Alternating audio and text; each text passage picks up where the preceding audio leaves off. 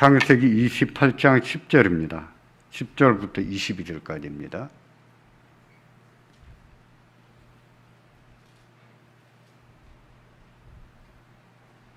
제가 받들어 읽겠습니다. 28장 10절입니다. 야곱이 브엘세바에서 떠나 하란으로 향하여 가더니 한 곳에 이르러는 해가 진지라.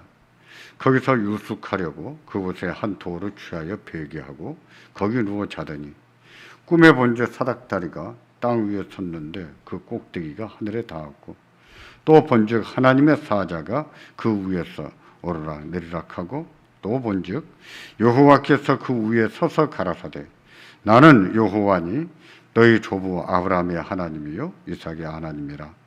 너 누운 땅은 내가 너와 내 자손에게 주리니 내 자손이 땅에 티끌같이 되어서 동서남북에 편만할지며 땅의 모든 족속이 너와 네 자손을 인하여 복을 얻으리라. 내가 너와 함께 있어 네가 어디로 가든지 너를 지키며 너를 이끌어 이 땅으로 돌아오게 할지라. 내가 네게 허락한 것을 다 이루기까지 너를 떠나지 아니하리라 하신지라. 야곱이 잠이 깨어 가로되 여호와께서 과연 여기 계시거늘 내가 알지 못하였도다. 이에 두려워하여 가로되 두렵도다. 이곳이여 다른 것이 아니라 이는 하나님의 전이요 이는 하늘의 문이로다 하고 야곱이 아침에 일찍 일어나 베개하였던 돌을 가져 기둥으로 세우고 그 위에 기름을 붓고 그곳 이름을 베델이라 하였더라. 이 성의 본 이름은 루스더라. 야곱이 소원하여 가로되 하나님이 나와 함께 계시사 내가 가는 이 길에서 나를 지키시고 먹을 양식과 입을 옷을 주사 나로 평안히 아비 집으로 돌아가게 하시오면 여호와께서 나의 하나님이 되실 것이요 내가 기둥으로 세운 이 돌이 하나님의 전이 될 것이요 하나님께서 내게 주신 모든 것에서 10분 1을 내가 반드시 하나님께 드리겠나이다 하였더라. 아멘.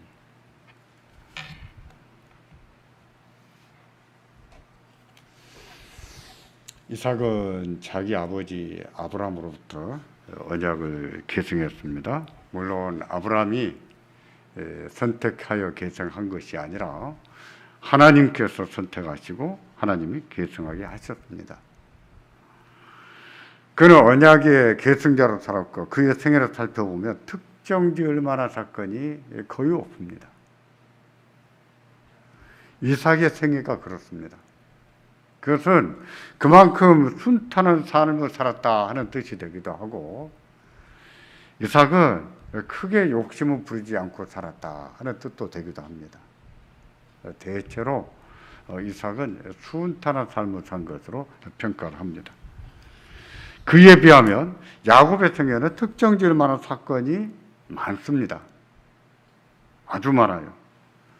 그의 고백대로 험악한 세월을 보냈던 만큼 정말 많은데 에서가 죽이겠다고 했을 때 하란으로 도망가던 중에 하나님을 만난 사건도 빼놓을 수 없는 사건입니다. 죄를 짓고 도망가는 야곱에게 하나님께서 찾아와 주시고 약속의 말씀을 주셨는데 그것은 그때까지 야곱이 경험해보지 못한 일이었습니다. 앞으로 그가 겪을 일을 생각하며 그러나 하나님이 찾아와 주시고 만나 주시는 사건이 그게 얼마나 중요한 일이었는가 하는 것도 알게 합니다. 그만큼 하나님께서 그를 찾아와 주시고 만나 주셨던 사건은 굉장히 중요한 일이었어요. 도망자로서 얼마나 두려웠겠습니까? 고독하지 않았을까요? 앞으로 어떻게 될지 알게나 했겠습니까? 그런 도망자에게 찾아와 주심으로 그가 위로를 받고 또 안도감을 얻고 용기도 얻지 않았습니까? 도망자에게 이보다 귀한 일이 어디가 있겠습니까? 그만큼 하나님께서 야곱을 찾아와 주시고 만나 주실 사건은 그에게 아주 중요한 놀라운 사건이었습니다. 우리는 살아가면서 무슨 일을 만날지 알 수가 없습니다. 좋은 일을 만나기를 기도하고만 살지만 좋은 일만 만날 것이라는 보장이 없습니다. 예측할 수 없는 삶을 살아야 되고 원치 않은 일도 다 겪고 살아야 됩니다. 그 일이 좋은 일일지 나쁜 일일지 그것도 알 수가 없어요. 그런 인생을 살아야 되지만 그런 우리에게도 하나님이 찾아와 주시고 만나 주시기를 주의 이름으로 기원합니다. 우리에게도 위로를 주시고 안도감을 주시고 용기를 주시기를 주의 이름으로 축원합니다. 하나님께서 야곱에게 하신 말씀은요, 오래전 아브라함에게 하셨던 말씀이었습니다. 전혀 새로운 말씀이 아니었어요. 아브라함에게는 내가 지시할 땅으로 가라 라고 말씀하셨는데 이미 그 땅에 들어와 있으므로 너 누운 땅을 내가 너와 내 자손에게 주겠다 라고 하셨습니다. 아브라함에게와 마찬가지로 야곱에게도 땅을 약속하셨죠. 또 내 자손이 땅에 티끌같이 되어서 동서남북에 편만할 것이라고 하셨는데 이 말씀도 아브라함에게 하셨던 말씀이에요. 그 땅에서 큰 민족을 이루겠다고 하신 것이죠. 땅을 지정하셨습니다. 지정된 땅에 큰 민족이 일어섭니다. 뭐가 될까요? 국가가 되는 거죠. 나라가 되는 거죠. 이어서 본문 28장 15절에 보면 이런 말씀도 하십니다. 다 같이 보겠습니다. 내가 너와 함께 있어 네가 어디로 가든지 너를 지키며 너를 이끌어 이 땅으로 돌아오게 할지라. 내가 네게 허락한 것을 다 이루기까지 너를 떠나지 아니하리라 하신지라. 아멘. 하나님께서 야곱이 어디를 가든지 지키시고 평안하게 하시고 결국은 이 땅으로 다시 돌아오게 하시겠다고 말씀해 주신 거예요. 이 말씀은 야곱 자신을 지켜주신다는 뜻입니다. 야곱을 지켜주신다는 뜻이에요. 하지만 성경의 인물에게 주신 말씀은요, 우리가 성경을 읽으면서도 우리 개인적으로만 적용하지 않도록 조심해야 됩니다. 그러기가 굉장히 쉽습니다. 야곱 개인에게 하신 말씀이기 때문에 우리도 성경 보면서 오늘 나에게 주신 말씀 하는 식으로 자기 개인적으로 지나치게 적용하기가 쉽단 말이에요. 그것은 위험한 거예요. 하나님께서 성경의 인물, 개인에게 하신 말씀일지라도 그 말씀은요, 오고 오는 세대, 모든 세계대에 주신 말씀이거든요. 하나님의 계시거든요. 그러므로 성경을 볼 때 그것을 개인적으로만 적용시키는 것은요, 큰 낭패와 오히려 신앙적으로 큰 손실을 볼 수가 있어요. 신앙이 더 좋아지는 것이 아니라 더 후회에 빠질 수 있습니다. 왜냐하면 그대로 되지 않거든요. 하나님께서는 그 개인에게 주셨지만 그렇다고 해서 모든 사람이 개인적으로 적용할 수 있는 말씀으로 주신 게 아니거든요. 성경을 볼 때 이런 점을 조심하지 않으면 우리는 오히려 더 실망하고 하나님 말씀대로 안 되더라 라고 말하게 되는데, 그것은요, 성경을 지나치게 개인적으로 이기적으로 적용한 결과입니다. 조심해야 될 부분이에요. 성경의 인물에게 주신 말씀은 개인적으로 적용할 수 있는 말씀도 있습니다. 하지만 일반적으로 하나님의 교회와 언약적인 관점에서 적용을 해야 돼요. 이걸 놓치지 않아야 됩니다. 그렇게 할 때, 그렇게 성경을 볼 때 하나님께서 성경 말씀대로 이루시는 것, 그것을 경험할 수가 있어요. 저도 청년 때 고민을 많이 했습니다. 왜 성경 말씀은 귀에 거면 귀걸이, 코에 거면 코걸이가 되는가? 왜 그럴까요? 우리가 갖다 붙여서 문제예요. 성경이 그렇게 말한 것이 아니라 다 자기한테 유리한 쪽으로, 자기한테 좋은 쪽으로, 자기 기분이 좋은 쪽으로 말씀을 갖다 붙이기 때문에 성경 말씀이 귀에 거면 귀걸이, 코에 거면 코걸이가 됐던 거예요. 성경을 잘못 적용한 것이죠. 이삭에게 주신 말씀도 마찬가지입니다. 그 말씀은 언약을 성취하시는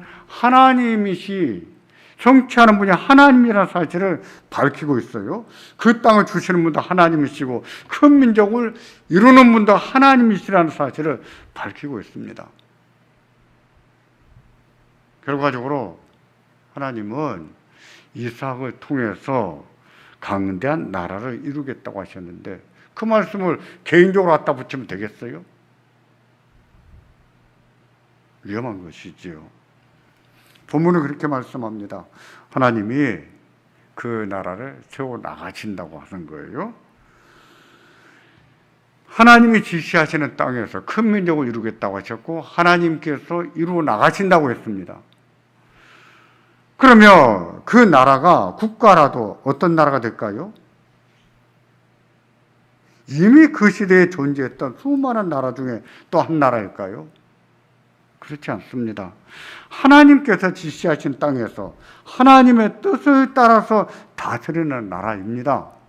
그 나라를 하나님의 나라라고 해요. 하나님 나라. 그 나라가 이 땅에 존재할 때 그것을 교회라고 합니다. 교회는 이 땅에 존재하는 하나님의 나라예요. 많은 제약을 받고 있지만 이 땅에 존재하는 하나님의 나라입니다. 그게 교회예요. 따라서 교회는 그런 사실을 기억해야 됩니다. 그게 우리의 정체성인 것을 알아야 돼요. 교회가 세상과 같아서는 안 되고 그러기 위해서는 하나님의 통치를 잘 받아야 된다는 것을 알아야 됩니다. 하나님의 통치를 잘 받아야 돼요. 우리가 하나님을 경외합니다. 하나님을 경외하는 성도로서 교회가 그런 존재라는 것을 기억하기를 바랍니다. 기억하셔야 됩니다. 에베소서를 보면 그리스도와 교회의 관계를 사람에 비유합니다. 사람에 비유해서 그리스도를 머리라 하고 교회를 그의 몸이라고 합니다. 우리가 익히 듣고 익히 아는 말씀이에요. 이처럼 비유한 것은 교회는 그리스도의 통치에 복종해야 된다는 뜻입니다. 예수님의 통치에 복종해야 된다는 뜻이에요. 한치의 어긋남도 없이 순종해야 된다는 뜻이에요. 그래서 에베소서 5장 24절에 보면 남편과 아내 관계를 설명하면서 그리스도와 교회 관계를 예로 들어서 말합니다. 남편과 아내 관계를 설명하면서 교회와 그리스도의 관계를 예로 들어서 설명해요. 이렇게 말합니다. 그러나 교회가 그리스도에게 하듯 아내들도 범사에 그 남편에게 복종할지라. 아내는 남편에게 복종해야 된다는 것인데 누구처럼 해야 된다는 것입니까? 교회처럼. 교회가 그리스도에게 하듯이 해야 된다라고 했습니다. 그렇다면 교회는 그리스도께 어느 정도 복종해야 될까요? 얼마나 잘해야 될까요? 정말 잘해야 되지요. 한치의 어긋남도 없이 잘해야 되지요. 맞습니다. 그래야 됩니다. 그런 의미에서 그리스도를 교회의 머리라고 하는 거예요. 목사도 그리고 당회도 교회를 섬길 때 그리스도의 말씀을 따라 해야 합니다. 대개 자신의 소신이나 주장되려고 하려고 하는데 그것은요 하나님의 말씀을 따르지 않는 결과를 초래할 수가 있습니다. 그렇게 하는 것이 그리스도를 교회의 주인으로 인정하는 것인가 아닌가를 판별할 수가 있겠죠. 다시 말해서 하나님 말씀을 따라 교회를 섬긴다면 그 자체가 예수님을 교회의 머리로 인정해 드리는 거예요.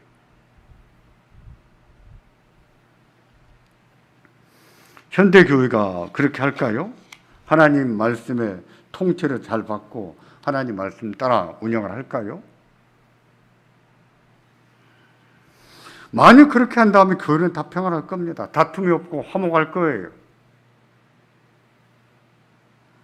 그러나 그렇지 못한 예를 많이 볼 수 있습니다. 어떤 교회는 목사가 너무 고집스럽습니다. 어떤 교회는 장로가 너무 고집스러워요. 드물지만 어떤 교회는 성도들 중에 너무 고집스러운 분도 계십니다. 하나님 말씀보다도 자기 고집대로 하려 하거나 자기의 주장대로 하려고 해요. 그렇게 하는 자체가 무엇입니까? 그리스도를 교회의 머리로 인정해드리지 않는 것이죠. 자기가 교회의 주인이라 되는 것처럼 행사하는 것이죠. 예전에 어떤 교회에 임시당회장으로 갔을 때입니다. 중요한 안건이 있어서 토론도 다 했고 다 정리가 됐습니다. 이제 남은 것은 가부를 물어서 다수결로 결정하는 절차만 남아 있었습니다. 그런 순간에 그 교회에 연세 많은 장로님 한 분이 딱 나서더니 교회의 주인은 예수님이지만 우리 교회 주인은 우리입니다. 이렇게 말했어요. 교회의 주인은 예수님이지만 우리 교회의 주인은 우리입니다. 그렇게 말해도 될까요? 그런 식으로 말하면서도 예수님을 교회의 머리로 인정한다고 말할 수 있을까요? 아니지요. 아니지요. 그것은 예수님을 교회의 머리로 인정하지 않는 것입니다. 예수님의 통치를 거부하는 것이고 자신이 통치해 나가는 거예요. 자기가 왕이 되는 것이지요.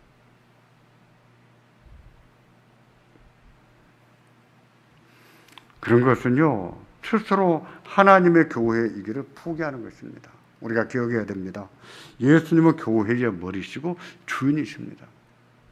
우리는 그렇다는 사실을 말로만 떠들 것이 아니라 순종을 통해서 나타내야 되는 거예요. 말씀에 순종함으로 그렇다는 사실을 인정해 드리는 거예요. 그렇게 함으로 교회가 이 땅에 존재하는 하나님의 나라라는 사실도 나타내야 됩니다. 그게 교회예요. 그게 하나님의 교회입니다.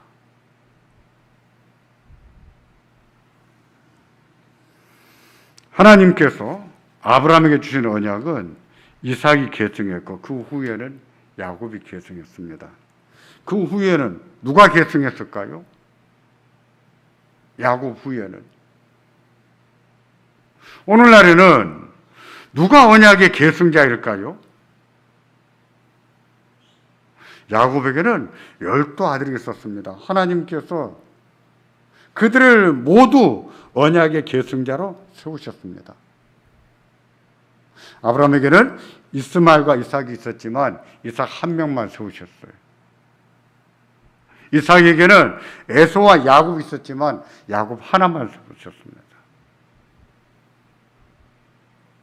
야곱 이후에는 야곱의 12아들 모두를 다 언약의 계승자로 세우셨습니다.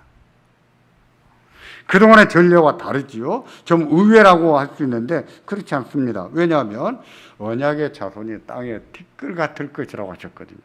따라서 언제까지나 한 명만 선택할 수가 없는 거예요.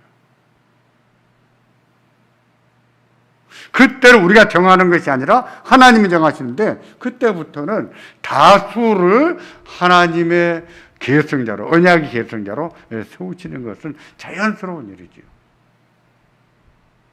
그러므로 아브라함의 자손 중에서도 하나, 이삭의 자손 중에서도 하나를 세우셨는데 야곱 때에 이르러서는 12아들을 모두 다 세웠다고 해서 그것을 이상하게 여길 필요가 없습니다. 자연스러운 거예요. 당연한 거예요.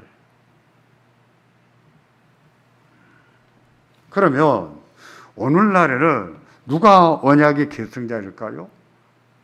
유대인일까요? 그렇지 않습니다. 아브라함과 동일한 믿음을 가진 자가 언약의 계승자입니다. 아브라함과 동일한 믿음을 가진 사람들이 언약의 계승자들입니다. 아브라함과 동일한 믿음이라고 하는 것은 아브라함이 하나님을 믿으며 하나님께서 그 믿음을 의로 여기셨는데 의로 여기신 그 믿음이에요. 하나님께서 의로 여기신 그 믿음을 가진 자가 아브라함과 동일한 믿음을 가진 사람들이에요. 그들이 언약의 계승자이고 그들이 아브라함의 자손입니다. 그런 이유로 갈라디아 3장 29절은 이처럼 말씀합니다. 다 같이 보겠습니다. 확인하는 거예요. 정말 그런지 다 같이 보겠습니다. 너희가 그리스도께 속한 자면 곧 아브라함의 자손이요 약속대로 유업을 이을 자니라. 아멘. 너희가 이방인들이에요. 이방인들이 두고 하는 말입니다. 너희가 그리스도께 속한 자면 아브라함의 자손이요 약속대로 유업을 이을 것이니라. 하나님 나라를 물려받는다는 것이죠.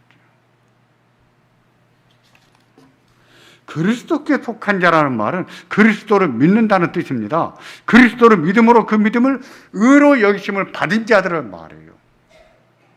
예수를 믿음으로 그 믿음을 의로 여기심을 받은 자들, 그들이 아브라함의 자손이요 하나님의 나라를 유업으로 받는다고 했습니다. 그들이 언약의 계승자라는 뜻입니다. 한 곳을 더 볼까요? 로마서 4장 22절입니다. 로마서 4장 22절에 보면 하나님께서 아브라함의 믿음을 그의 의로 여기신다고 하셨는데 이어서 23절과 24절에 누가 아브라함과 같은 믿음을 가졌는지 설명합니다. 다 같이 보겠습니다. 저에게 의로 여기셨다 기록된 것은 아브라함만 위한 것이 아니요 의로 여기심을 받을 우리도 위함이니 곧 예수 우리 주를 죽은 자 가운데서 살리신 이를 믿는 자니라. 아멘. 하나님께서 아브라함의 믿음을 그의 의로 여기셨는데 그것은 아브라함만 위한 것이 아니라고 했습니다. 또 누구를 위한 것이라고 했습니까? 우리를 위한 것이라 했어요. 어떤 우리일까요? 예수를 죽은 자 가운데서 다시 살리신 하나님을 믿는 믿음을 가진 자. 그 믿음은 아브라함이 가졌던 믿음이고 우리가 가져야 될 믿음이에요. 그 믿음을 가진 자들을 가리켜서 아브라함과 같은 믿음을 가진 자라고 말합니다. 그들이 바로 아브라함의 자손이고 언약의 계승자예요. 그렇다면 우리가 언약의 계승자가 아니겠습니까? 그렇습니다. 우리가 언약의 계승자입니다. 예수를 죽은 자 가운데서 다시 살리신 하나님을 믿는 믿음. 하나님은 그 믿음을 의로 여기시거든요. 아브라함이 가졌던 믿음이에요. 우리가 그런 믿음을 가졌다면 그 믿음을 가지고 우리가 언약의 계승자입니다.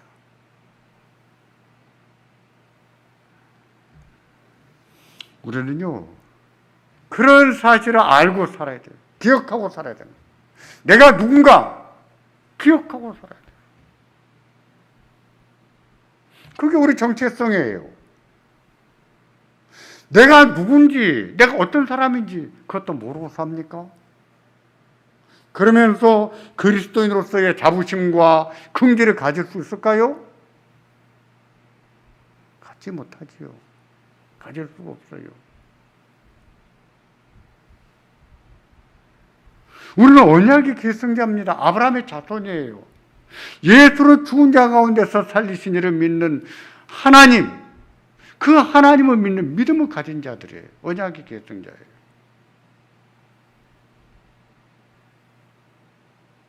우리가 그런 존재로 살고 우리가 하나님의 자녀라는 사실에 긍지, 자부심이 좀 있어야 돼요. 예수 믿는 것을 자랑스럽게 생각해야 됩니다. 부끄럽게 얘기하면 안 돼요. 우리 주변 사람들도 다 알아야 됩니다. 내가 예수 믿는 사람이란 것을.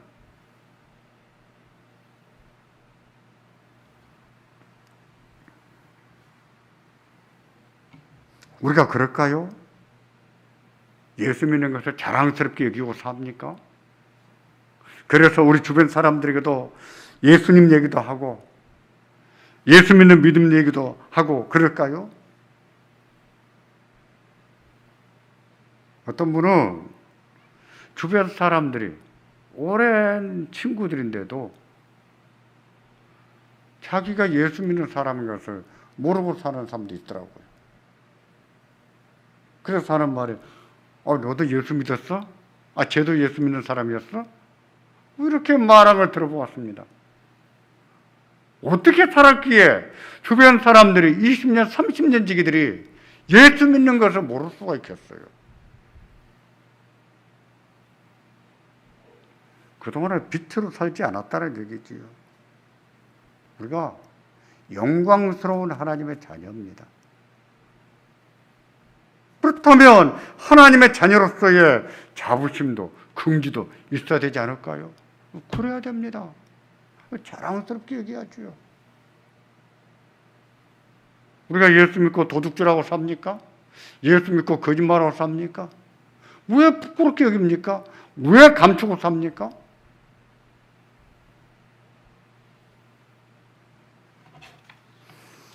야곱은 잠에서 깼을 때 자기가 누웠던 것을 가리켜서 이는 하나님의 전혀, 하나님의 문이라고 했습니다.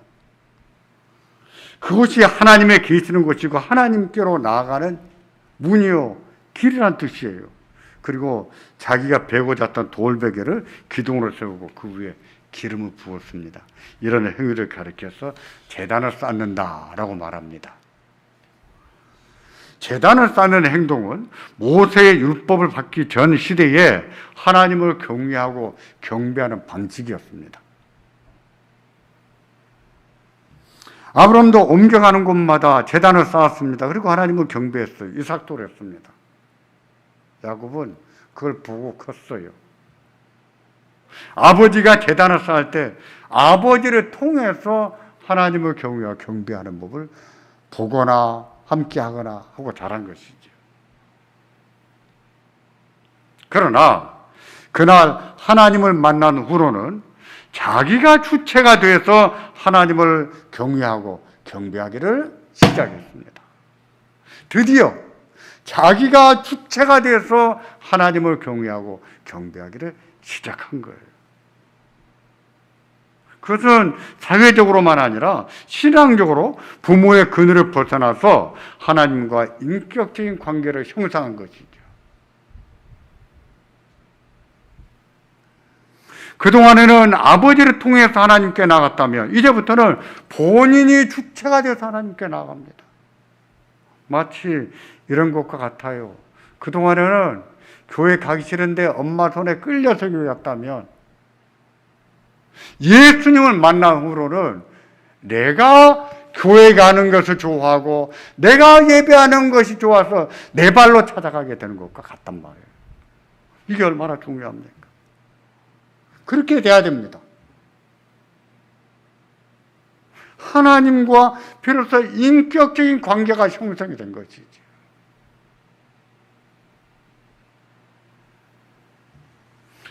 야곱은 제단을 쌓은 것 외에도 하나님께 소원을 드렸습니다. 자기가 가는 길에 함께 하시고 지켜주시고 평안히 돌아오게 해주시라고 했습니다. 그리하면 자기가 기둥으로 세운 이 돌이 하나님의 전이 될 것이고 하나님이 주신 모든 소유의 10분의 1을 하나님께 드리겠습니다 라고 소원했어요. 소원은 무엇입니까? 소원은 맹세와 같은 것입니다. 맹세나 소원은 다 하나님의 이름으로 하는 겁니다. 맹세는 사람에게 하나님의 이름으로 약속하는 것이라면 소원은요, 하나님의 이름으로 하나님께 약속하는 거예요. 대상이 달라집니다.